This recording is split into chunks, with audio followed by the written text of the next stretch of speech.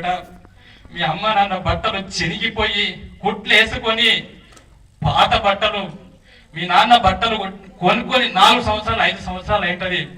5 సంవత్సరాల నుంచి ప్రతి పండగకు ఒక్కటే రకం బట్టలు వేసుకుంటున్నాం. మీ నాన్నని చూడు, మోటివేషన్ క్లాస్ కావాలి కదా నీకు. నిద్రపోతున్నాం. మీ అమ్మ నాన్న చూసినప్పుడు, వాళ్ళ కాళ్ళను చూసినప్పుడు, వాళ్ళ బట్టలు చూసినప్పుడు నీకు అంటుకోవాలి బెట్ట గిడ ఫైర్. భగవంతుడా, నేను సేవక్ కుమార్ సార్ చెప్పినట్టు నేను లైఫ్ లో సక్సెస్ అయ్యి ఖచ్చితంగా మా అమ్మ నాన్నను బాగా చూసుకుంటా.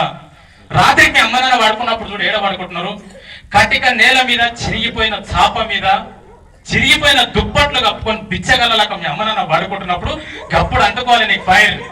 నేను లైఫ్ లో సక్సెస్ అయ్యి రియల్ గా చెప్తున్నా, మా అమ్మ నాకు మంచి ఇల్లు కట్టి మంచి బెడ్ మీద పడుకోబెడతాను, గప్పుడు అంటుకోవాలి ఫైర్.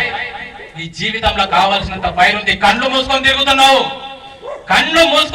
నీ జీవితంలో కావాల్సినంత ఫైర్ ఉంది. కళ్ళు తెరివి రోజు, కళ్ళు తెరిచి చూడు నీ ఇంట్లో ఏమైతుందో. హీరో హీరో హీరో అంటున్నావు కదా, నీ కోసం కష్టపడే హీరో ఎంత కష్టపడుతున్నావు చూడు.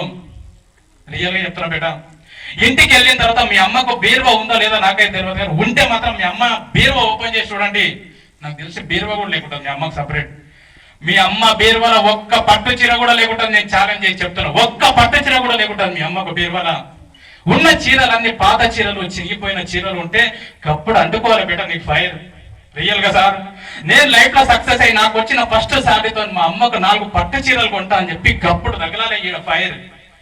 నాన్న ఎన్నో సార్లు ఇంటి నుంచి చేను నుంచి ఇంటికి ఇలాంటి ఎండలో కూడా కాళ్ళకు చెప్పులు లేకుండా పోతా ఉంటాడు. కాళ్ళకు బొగ్గలు వస్తా ఉంటాయి, ముళ్ళు దిగుతా ఉంటాయి, సీసాలు దిగుతా ఉంటాయి.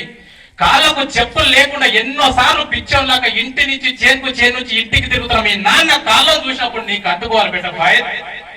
నాన్న నా కోసం ఇంత కష్టపడుతున్నావు కదా, ఖచ్చితంగా నేను లైఫ్ లో సక్సెస్ అయ్యి ఖచ్చితంగా నీకు ఒక బండి కొంటా నాన్న. నువ్వు నాకు బండి ఇప్పియడం కాదు నాన్న, నేనే నీకు బండి ఇప్పిస్తా. ఎంతో మంది పిల్లలు నాన్న తన బండి కొనుక్కొని ఎంత రాస్తారు స్టైల్ గా, డాడ్ గిఫ్ట్ అని చెప్పి, మామ్ గిఫ్ట్ అని చెప్పి.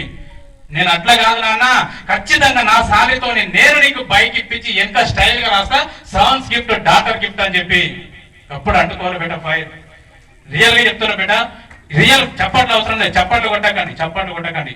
రియల్ గా చెప్తున్నా, మీ గుండెతోని మీ నుండి ఎన్నో సార్లు మీ నాన్న ఇంట్లో తిందామని చెప్పి కూర్చునింటాడు, ఆకలి అవుతుంటది నాన్నకు, నీతో నవ్వుతూ మాట్లాడుతున్నాడు. మంచిగా చదువుకుంటున్నావు బేట, బాగున్నావు బేట, అమ్మతో నవ్వుతూ మాట్లాడుతూ తిందామని చెప్పి నాన్న తిండికే కూర్చొని వేడి వేడి అన్నంలో పప్పు వేసుకొని కలుపుకొని తిందామనే లోపలనే అప్పిచ్చినోడు ఇంట్లోకి వచ్చి, ఏమై అప్పు తీసుకొని 4 నెలలు అయింది, అసలు ఇస్తలేవు, ఇంట్రెస్ట్ ఇస్తలేవు అని చెప్పి వాడు ఇష్టం వచ్చినట్టు మొహం మీద తిడుతుంటే పాపం తిందాం అనుకున్నటువంటి నాన్న ముద్ద చేతిలో పట్టుకొని, ఇస్తా సార్ 1 నెల లేట్ అయింది, ఏమి ఇస్తావా నువ్వు, ఇయ్యనికి చేతగా ఎందుకు తీసుకోవాలని చెప్పి ఇష్టం వచ్చినట్టు మొహం మీద తిట్టిపోతే వాడు ఎవడో మన ఇంట్లోకి వచ్చి నాన్నని తిట్టిపో